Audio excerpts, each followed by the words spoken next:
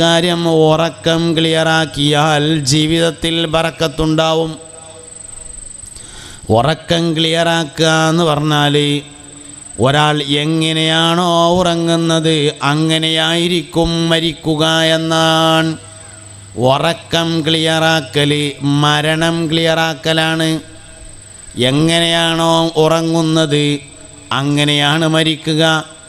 നല്ല വസ്ത്രമെടുത്തുറങ്ങുന്നവൻ നല്ല വസ്ത്രത്തിൽ മരിക്കും. കീറിയ കള്ളിത്തുണി എടുത്തുറങ്ങുന്നവൻ കീറിയ കള്ളിത്തുണിയിൽ മരിക്കും. വൃത്തിയുള്ള സ്ഥലത്ത് ഉറങ്ങുന്നവൻ വൃത്തിയുള്ള സ്ഥലത്ത് മരിക്കും. ദിക്റും സ്വലാത്തും ചൊല്ലി ഉറങ്ങുന്നവൻ ദിക്റും സ്വലാത്തും ചൊല്ലി മരിക്കും. നല്ലത് പറഞ്ഞുറങ്ങുന്നവൻ നല്ലത് പറഞ്ഞു മരിക്കും. അങ്ങനെയാണ്. എങ്ങനെയാണ് ഉറങ്ങുന്നത് അങ്ങനെയാണ് മരിക്കും. നമുക്ക് എന്ത് വിഷയത്തിന് നേരമുണ്ടായാലും ഉറങ്ങാൻ ചെന്നാൽ നേരം വെക്കും. അങ്ങനെയാണ്. എല്ലാ വിഷയത്തിനും നേരമുണ്ട്. രാത്രി 1:30 മണിക്ക് അയൽവാസിയുടെ കല്യാണത്തിന് ഉള്ളി വെട്ടാൻ റെഡി. ഉറങ്ങാൻ അങ്ങോട്ട് വന്നാൽ 12:30 ഒട്ടും ഒരൊറ്റ കടത്താണ്. അങ്ങനെ ഇട്ടും ഒറ്റ മരണം ഉണ്ടാവും. അതന്നെ ഉറങ്ങുമ്പോൾ ദിക്റെല്ലാം നേരമുള്ളവനെ മരിക്കുമ്പോൾ ദിക്റെല്ലാം നേരം ഉണ്ടാവുള്ളൂ. എങ്ങനെയാണ് ഉറങ്ങുന്നത് അങ്ങനെയാണ് മരിക്കുക. ഉറക്കം മരണത്തിൻ്റെ പരിശീലനമാകുന്നു. ഉറക്കം ചെറിയ മരണവുമാണ്. ഇന്നലെ ഉറങ്ങി ഇന്ന് രാവിലെ എഴുന്നേൽക്കുമ്പോൾ പറയാനുള്ള ദിക്ർ അൽഹംദുലില്ലാഹില്ലദീ അഹ്യാനി ബഅദമാ അമാതനി വഇലൈഹിൻ നുശൂർ എന്നാണ്. അൽഹംദുലില്ലാഹില്ലദീ അഹ്യാനി, എന്നെ ഇന്ന് ജീവിപ്പിച്ച അള്ളാഹുവിനാണ് എല്ലാ സ്തുതികളും. ബഅദമാ അമാതനി, ഇന്നലെ എന്നെ മരിപ്പിച്ചതിന് ശേഷം. വഇലൈഹിൻ നുശൂർ, ഇനി അവനിലേക്ക് തന്നെയാണ് എന്നേക്കുമായുള്ള മടക്കം. അങ്ങനെയാണ്. അപ്പോൾ ഇന്നലത്തേത് മരണമാണ്, ഇന്നത്തേത് ഹയാത്താണ്. ചെറിയ മരണമാണ് ഉറക്കം, വലിയ മരണമാണ് മൗത്ത്. രണ്ടിൻ്റെയും തമ്മിലുള്ള വ്യത്യാസം, ഒന്നിൽ കാല് കൂട്ടി വരതും മറ്റേൽ കാല് കൂട്ടി വരതൂല എന്നതാണ്. വൽതഫതി സാഖു ബിസ്സാഖ് വളന്ന അന്നഹുൽ ഫിറാഖ്.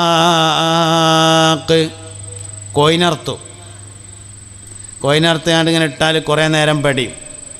പടച്ചിലിൻ്റെ അവസാനം 2 കാലും ഇങ്ങനെ കൂട്ടിങ്ങാണ്ട് ഇങ്ങനെ വരുതും ആണ്. ഏത് ജീവിയുടെയും അവസാനത്തെ ചലനം കാലുകൾ കൂട്ടി വരസലാണ്. വളന്ന അന്നഹുൽ ഫിറാഖ്, ഭൂമിയിൽ നിന്ന് വിട്ടുപിരിയുകയാണെന്ന് മനസ്സിലായാൽ.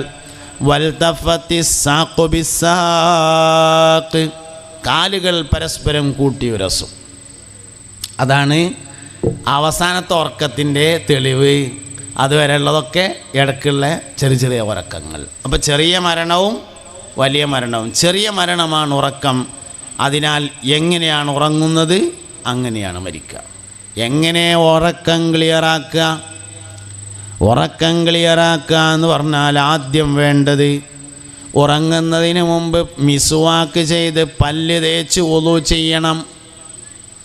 ശരീരത്തിൽ വിയർപ്പോ ചളികളോ ഉണ്ടെങ്കിൽ കുളിക്കണം, ഇല്ലെങ്കിൽ വുളു ചെയ്യണം. വുളു ചെയ്യുമ്പോൾ കൈയിൻ്റെയും കാലിൻ്റെയും അടിഭാഗവും മുഖവും സോപ്പിട്ട് കഴുകണം.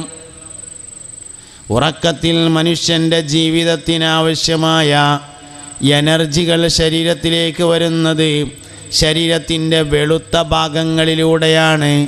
ശരീരത്തിൻ്റെ വെളുത്ത ഭാഗങ്ങൾ എന്നത് 1 മുഖവും 2 കൈകളും 3ാമത്തേത് കാലിൻ്റെ അടിഭാഗവുമാണ്. അതുകൊണ്ട് മുഖവും കൈയിൻ്റെ ഉള്ളനടിയും കാലിൻ്റെ അടിഭാഗവും സോപ്പിട്ട് കഴുകിയിട്ട് വുളു ചെയ്യണം. എന്നിട്ട് വിരിപ്പിൽ വന്നിരുന്നതിന് ശേഷം വിരിപ്പ് ബിസ്മി ചൊല്ലിയിട്ട് 3 പ്രാവശ്യം കൊടയണം. കൊടയാൻ പറ്റാത്ത കട്ടിയുള്ള വിരിപ്പാണെങ്കിൽ മറ്റെന്തെങ്കിലും തുണിയെടുത്തിട്ട് ബിസ്മി ചൊല്ലി 3 തവണ കൊട്ടണം.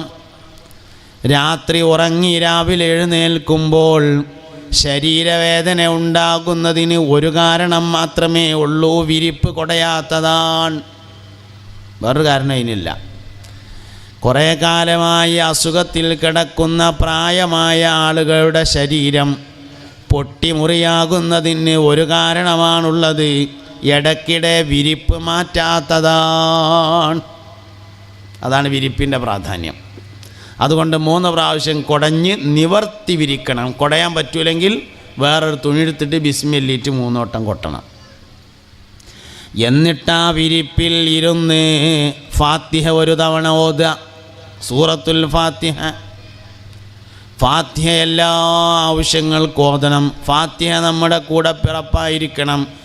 4 സമയത്താണ് ലഅനത്തുല്ലാഹി അലൈഹി ഇബ്ലീസ് കരഞ്ഞത് എന്ന് താരീഖിലുണ്ട്.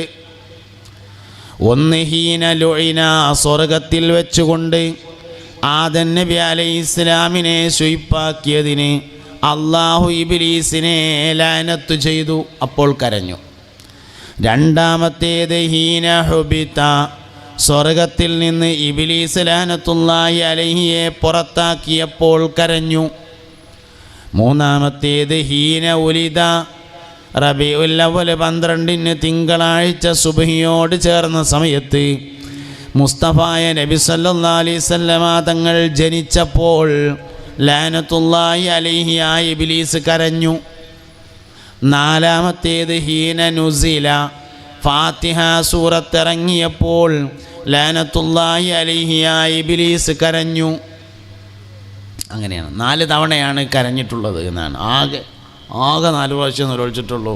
അത് ഈ 4 സന്ദർഭമാണ്. അതുകൊണ്ട് ഫാത്തിഹ സൂറത്ത് വളരെ പ്രധാനപ്പെട്ടതാണ്. ഉറങ്ങാൻ ചെല്ലുമ്പോൾ ഒരു ഫാത്തിഹ ഓതുക. എപ്പോഴും ഫാത്തിഹ വേണം കേട്ടോ. നമ്മൾ ഏത് കാര്യത്തിനും ഒരു ഫാത്തിഹ ഓതണം.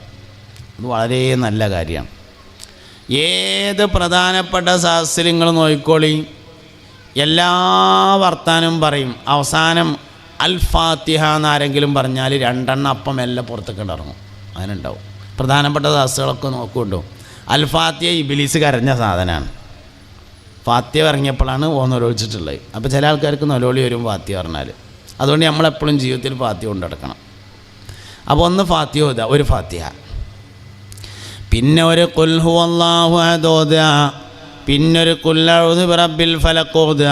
പിന്നൊരു ഖുൽ അഊദു ബിറബ്ബിൻ നാസ് ഓതിയിട്ട് കയ്യിലേക്ക് ഇങ്ങനെ ഊതിയിട്ട് തല മുതൽ കാല് വരെ മൊത്തത്തിലൊന്നിങ്ങനെ തടവുക. എത്തുന്ന സ്ഥലത്തൊക്കെ തടവുക. ഒന്നും കൂടിയും ഖുൽ ഹുവല്ലാഹു അഹദ്, ഖുൽ അഊദു ബിറബ്ബിൽ ഫലഖ്, ഖുൽ അഊദു ബിറബ്ബിൻ നാസ് ഓതിയിട്ട് തല മുതൽ കാല് വരെ മൊത്തത്തിൽ ഇങ്ങനെ തടവുക. 3-ാം പ്രാവശ്യം ഒന്നും കൂടിയും ഖുൽ ഹുവല്ലാഹു അഹദും ഖുൽ അഊദു ബിറബ്ബിൽ ഫലഖും ഖുൽ അഊദു ബിറബ്ബിൻ നാസ് ഓതിയിട്ട് തല മുതൽ കാല് വരെ തടവുക. പിന്നെ ഒരായത്തുൽ കുർസി ഓതുക. പിന്നെ സുബ്ഹാനല്ലാഹ് 33. ഞാൻ അത് പറയുമ്പോൾ കുറേ നേരം ഉണ്ടെങ്കിലും ചെയ്യാനൊക്കെ കൂടി 5 മിനിറ്റ് വേണ്ട കേട്ടോ.